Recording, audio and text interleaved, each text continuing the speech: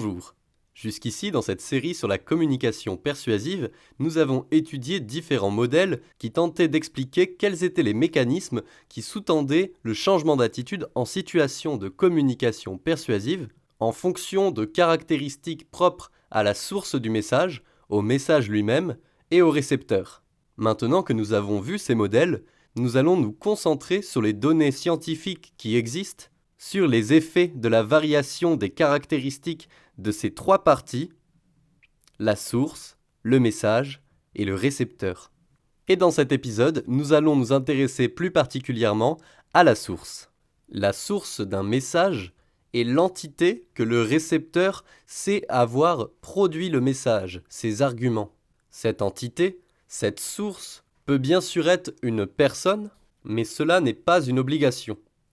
Elle peut également être une catégorie professionnelle ou sociale, ou bien un échantillon de population. Par exemple, si on vous transmet les résultats d'un sondage, vous disant que 80% des étudiants de psychologie de France trouvent que Prise de notes est une superbe série vidéo. Nous allons donc voir différentes caractéristiques de cette source qui peuvent avoir des effets sur le changement d'attitude en situation de communication persuasive. Dans le deuxième épisode sur le modèle de la probabilité d'élaboration, nous avions déjà vu une expérience qui montrait que la crédibilité de la source avait un effet sur le changement d'attitude. Nous allons maintenant voir une autre expérience sur la crédibilité de la source qui a été réalisée par Hovland et Weiss en 1951. Dans cette expérience, on transmettait différents messages à des groupes de sujets portant sur des thématiques d'actualité. Ces messages existaient en différentes versions qui défendaient des opinions opposées sur ces thématiques controversées. Et d'autre part, on associait chacun de ces messages tantôt à une source crédible, c'est-à-dire un spécialiste de la question, tantôt à une source peu crédible, qui, de par son statut ou le métier qu'il exerce, ne semble pas capable de défendre une opinion raisonnable sur le sujet. On demandait aux sujets qui allaient être exposés au message de remplir une grille permettant d'évaluer leur attitude avant et après avoir été exposés au message.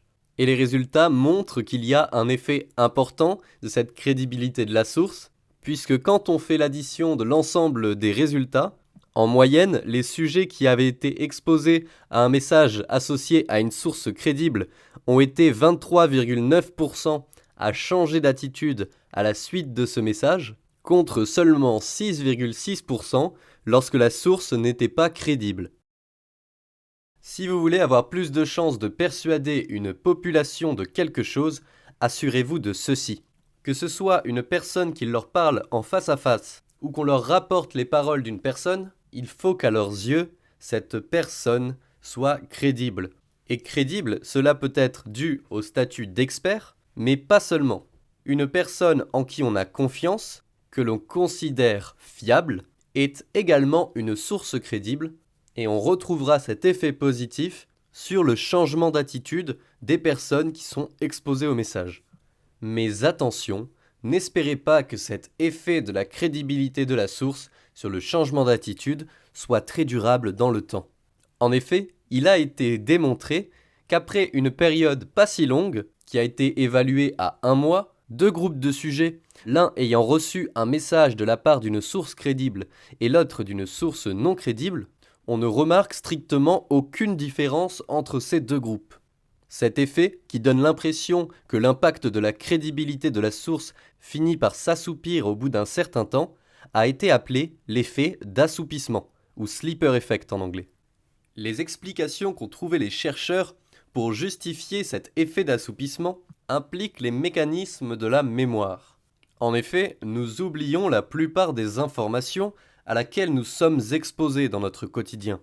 Ou plutôt nous les intégrons et les associons avec le reste de nos pensées, mais ces informations ne subsistent pas dans leur forme initiale. Ce qu'il se passerait alors, c'est que la source et le contenu du message seraient dissociés et s'effaceraient petit à petit de notre mémoire. Mais le souvenir de la source, lui, s'effacerait plus vite. La conséquence, c'est que seul le contenu du message subsisterait, et de fait, l'effet de la crédibilité de la source sur notre attitude ne subsisterait pas, puisque celle-ci serait dissociée du message. Ce serait pour cela qu'au bout d'un certain temps, les attitudes des groupes exposés à une source crédible et à une source non crédible finissent par converger, car seul le contenu du message continuerait à avoir un effet sur leur attitude, et plus la crédibilité de la source. Et comme les deux groupes ont été exposés au même message, leurs attitudes sont égales. Cette hypothèse est d'autant plus soutenue par le fait que l'on remarque que si l'on rappelle à ces groupes de quelle source ils ont reçu leur message, on retrouve chez eux les mêmes attitudes qu'après l'exposition au message. Si vous voulez donc persuader une assemblée sur un sujet particulier, assurez-vous de leur rappeler qui leur avait transmis le message initial quand ils perçoivent cette source comme crédible, et assurez-vous de ne surtout plus en parler quand ils la perçoivent comme non crédible. Car dans le premier cas, vous maintenez l'effet positif de la crédibilité de la source, et dans le deuxième, vous profitez du sleeper effect qui vous assure que leur attitude sera plus positive à l'égard de la thématique que s'ils se souvenaient de qui ils tiraient leurs informations. Voyons maintenant comment on peut faire varier cet effet de la crédibilité de la source en jouant sur d'autres facteurs que le temps qui passe ou le fait de rappeler ou non l'origine du message.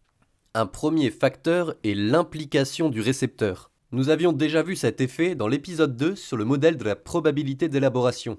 N'hésitez pas à aller le voir. Ce qu'on remarque, c'est que lorsque le récepteur est impliqué, c'est-à-dire que le sujet du message le concerne, touche à ses intérêts ou à ses valeurs, la crédibilité de la source va avoir peu d'effet sur le changement d'attitude. C'est alors réellement les arguments employés qui vont compter. Cependant, on remarque tout de même que si la source n'est pas crédible, même lorsque le sujet est important pour nous, que nous sommes impliqués, nous avons tendance à être moins ou pas du tout persuadés par le message. Mais là où l'effet de la crédibilité de la source va être le plus important, c'est réellement lorsque le sujet est peu ou pas impliqué, lorsque la thématique ne va pas avoir de grosses conséquences pour lui, ne l'intéresse pas, etc. Enfin, un autre facteur qui va interagir avec les effets de la crédibilité de la source est la compréhensibilité du message.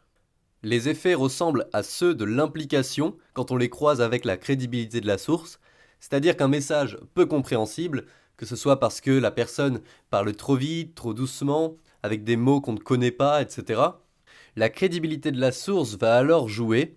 Comme on ne comprend pas le message, on va plutôt s'appuyer sur le statut de la personne qui parle ou sa fiabilité. Alors que si le message est très compréhensible, l'effet de la crédibilité va être assez faible, ce sont plutôt les arguments qui vont compter. Nous allons donc continuer à parler de ces caractéristiques avec l'attractivité de la source. L'attractivité de la source concerne l'attirance physique exercée par la source sur le récepteur, mais également l'appréciation de la source par celui-ci. En effet, il a été démontré que lorsque les récepteurs sont peu impliqués ou motivés par le message, alors une source belle et séduisante aura plus de chances qu'une autre d'influer sur leur attitude. Par contre, si les récepteurs sont impliqués, la source aura beau être aussi belle et séduisante que possible, cela n'aura pas beaucoup d'effet sur leur changement d'attitude. Pour ce qui est de l'appréciation de la source, cela concerne les personnalités, les acteurs, les stars, les sportifs, etc., qui seront plus persuasifs avec le même message qu'un total inconnu si le récepteur est peu impliqué ou motivé. Si le récepteur est motivé, impliqué, que les arguments sont bons, une source séduisante ou appréciable sera généralement plus persuasive qu'un parfait inconnu. Préférez donc faire passer vos messages par une personne célèbre si vous n'avez pas de spécialiste ou d'expert sous la main. Et de préférence, choisissez une personne belle qui pourra séduire votre auditoire. Ajoutez-y des bons arguments et vous toucherez ainsi le maximum de personnes possible. Il y a tout un tas d'autres effets de la source sur le changement d'attitude. Par exemple, si vous faites confiance à une personne, vous serez encore plus convaincu par elle si elle fait partie du même groupe social que vous. Ou encore, les effets de persuasion dus à la qualité de vos arguments seront multipliés si votre message est porté par un plus grand nombre de sources. Si vos arguments sont mauvais, le récepteur sera encore moins convaincu, et si vos arguments sont bons, il sera encore plus convaincu du fait que vous soyez nombreux. Enfin, pour résumer, les effets de la source sur le changement d'attitude dépendent surtout de plein d'autres facteurs, qui dépendent de sa distraction, de son implication, etc. Je vous renvoie vers les anciennes vidéos sur les modèles ELM et HSM pour comprendre quels sont ces facteurs qui poussent une personne à se baser sur des caractéristiques secondaires telles que la crédibilité de la source pour se positionner face à un message. Mais ce que l'on peut dire, c'est que pour avoir plus de chances de persuader un auditoire, vous devez transmettre votre message par une source crédible, attractive, dans l'idéal même plusieurs sources, en y mettant des personnes appartenant au groupe social de votre public cible, et en n'oubliant pas de leur remémorer régulièrement de qui est-ce qu'ils ont obtenu leurs informations. Et vous devez laisser tomber dans l'oubli les sources peu crédibles qui défendent les mêmes messages que vous. Merci d'avoir regardé cette vidéo sur les effets de la source sur le changement d'attitude. Dans le prochain épisode, nous étudierons les effets du message. Abonnez-vous à cette chaîne et à nos réseaux sociaux, lâchez un pouce bleu et un commentaire. On se revoit très vite et bonne chance à tous.